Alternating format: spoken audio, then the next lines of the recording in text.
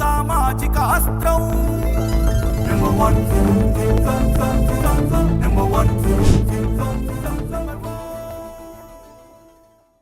ఈ భూమి మీద ఎంతో మంది వ్యక్తులు పుడతారు. కొందరు చరిత్రలో నిలుస్తారు, మరికొందరైతే చరిత్ర సృష్టించి వెళ్తారు. అలా భూమి మీద సూర్య చంద్రులు ఉన్నంత వరకు, ఆఖరి తెలుగువారు ఉన్నంత వరకు తన పేరు నిలుస్తుంది, వినిపిస్తోంది. నందమూరి తారక రామారావు. తెలుగువారు ముద్దుగా పిలుచుకునే పేరు ఎన్టీఆర్. తెలుగు రాష్ట్రాల బడుగు బలహీన వర్గాలు పిలుచుకునే పేరు అన్నగారు. తెలుగు జాతి పేరు ప్రఖ్యాతలను శిఖరాగ్రానికి చేర్చిన మహోన్నత వ్యక్తి నందమూరి తారక రామారావు. ఆ పేరులోనే ఒక వైబ్రేషన్ ఉంది, ఆ పేరులోనే ఒక చరిత్ర ఉంది, ఆ పేరులోనే ఒక గంభీరమైన ఉందాతనం ఉంది. పేదవాడికి పట్టెడు అన్నం పెట్టిన వ్యక్తి, ఆడపిల్ల అంటేనే చిన్న చూపు చూస్తూ చేదరించుకునే రోజుల్లోనే వారికి ఆస్తిలో సగం హక్కు ఇచ్చిన వ్యక్తి. ఎవరో చెప్పినట్లు అద్భుతాలు జరిగేటప్పుడు ఎవరు గుర్తించరు, అద్భుతాలు జరిగిన తర్వాత గుర్తించాల్సిన అవసరం ఉండదు. తెలుగు జాతి వెలుగు, తెలుగువాడి వాడి వేడి ప్రపంచానికి చూపిన ఎన్టీఆర్ పుట్టినరోజు మే 28.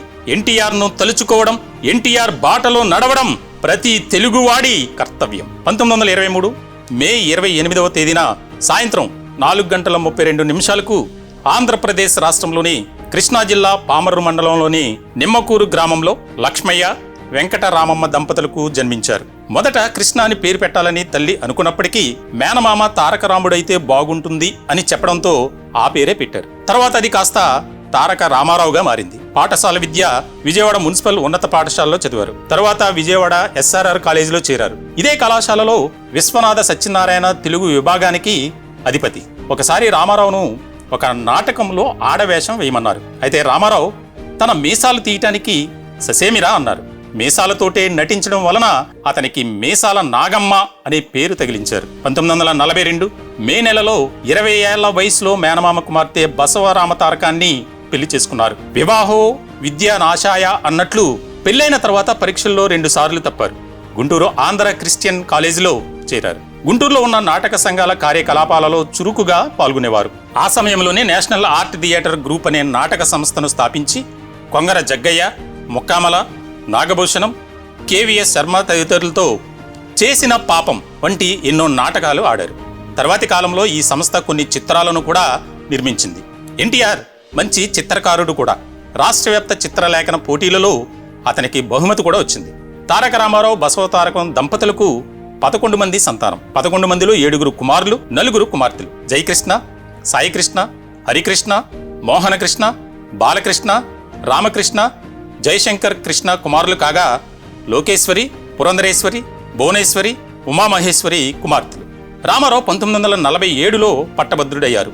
అనంతరం మద్రాసు సర్వీస్ కమిషన్ పరీక్ష రాశారు. పరీక్ష రాసిన 1100 మంది నుండి ఎంపిక చేసిన 7గురిలో ఒకడుగా నిలిచారు. అప్పుడు ఎన్టీఆర్కు మంగళగిరిలో సబ్ రిజిస్ట్రార్ ఉద్యోగం లభించింది. అయితే సినిమాలలో చేరాలనే ఆశయం కారణంగా ఆ ఉద్యోగంలో 3 వారాల కంటే ఎక్కువ ఉండలేకపోయారు. ప్రముఖ నిర్మాత బిఏ సుబ్బారావు ఎన్టీఆర్ ఫోటోను ఎల్వి ప్రసాద్ దగ్గర చూసి వెంటనే ఎన్టీఆర్ను మద్రాసు పిలిపించి పల్లెటూరు పిల్ల సినిమాలో కథానాయకుడిగా ఎంపిక చేశారు. ఈ సినిమాకు రామారావుకు 1116 పారితోషికం లభించింది. వెంటనే ఎన్టీఆర్ తన సబ్ రిజిస్ట్రార్ ఉద్యోగానికి రాజీనామా చేశారు. కానీ సినిమా నిర్మాణం వెంటనే మొదలవలేదు. ఈలోగా మన దేశం అనే సినిమాలో అవకాశం రావడంతో దానిలో నటించాడు. దీంతో ఎన్టీఆర్ మొదటిసారి కెమెరా ముందు నటించిన సినిమా మన దేశం అయ్యింది. 1949లో వచ్చిన ఆ సినిమాలో ఎన్టీఆర్ ఒక పోలీస్ ఇన్స్పెక్టర్ పాత్ర పోషించారు. 1950లో పల్లెటూరు పిల్ల విడుదలైంది. అదే సంవత్సరం ఎల్వి ప్రసాద్ షావుకారు కూడా విడుదలైంది. 2 సినిమాల తర్వాత ఎన్టీఆర్ తన నివాసం మద్రాసుకు మార్చివేశారు. 1000 లైట్స్ ప్రాంతంలో ఒక చిన్న గదిను అద్దెకు తీసుకుని ఎన్టీఆర్ అందులో ఉండేవారు. ఎన్టీఆర్తో పాటు ఆ గదిలో యోగానంద్ కూడా ఉండేవారు. 1951లో KV రెడ్డి పాతాళ భైరవి, దాని తర్వాత అదే సంవత్సరం BN రెడ్డి మల్లేశ్వరి, 1952లో ఎల్వి ప్రసాద్ పెళ్లి చేసి చూడు, ఆ తర్వాత వచ్చిన కమలాకర కామేశ్వరం చిత్రం చంద్రహారం ఎన్టీఆర్కు నటుడిగా గొప్ప కీర్తిని సంపాదించి పెట్టాయి. ఈ సినిమాలన్నీ విజయవారివే.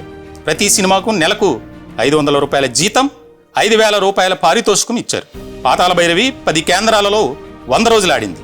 1956లో విడుదలైన మాయాబజార్లో ఎన్టీఆర్ తీసుకున్న 7500 రూపాయల పారితోషికం అప్పట్లో అత్యధికం అని భావించారు. 1959లో ఏవిఎం ప్రొడక్షన్ వారు నిర్మించి విడుదల చేసిన భూ కైలాస్ చిత్రంలో రావణ బ్రహ్మ పాత్రకు ఎన్టీఆర్ ప్రాణ ప్రతిష్ఠ చేశారు.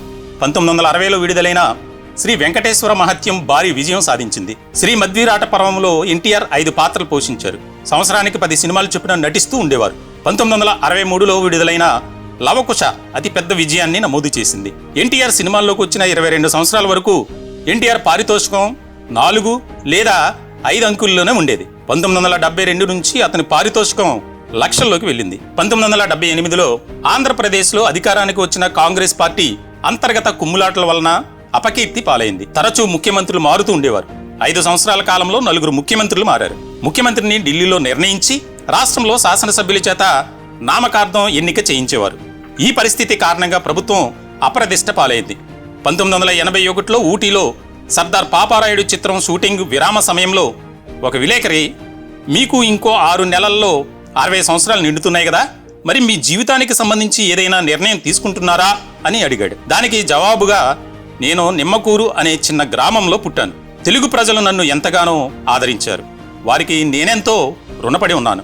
కాబట్టి నా తరువాతి పుట్టినరోజు నుంచి నా వంతుగా ప్రతి నెలలో 15 రోజులు తెలుగు ప్రజల సేవ కోసం కేటాయిస్తానని చెప్పారు.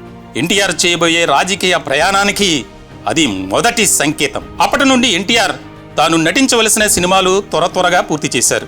1982 మార్చి 21న హైదరాబాద్ వచ్చినప్పుడు అభిమానులు అతనికి ఎర్ర తీవాచి పరిచి స్వాగతం పలికారు. 1982 మార్చి 29 సాయంత్రం 2:30 కొత్త పార్టీ పెడుతున్నట్లు చెప్పారు. ఆ సమయంలోనే తన పార్టీ పేరు తెలుగుదేశంగా నిర్ణయించి ప్రకటించారు. పార్టీ ప్రచారానికై తన పాత చావర్లెట్ వ్యాన్ను బాగు చేయించి దానిని ఒక కదిలే వేదికగా చేయించారు. దానిపై నుండే ఎన్టీఆర్ తన ప్రసంగాలు చేసేవారు.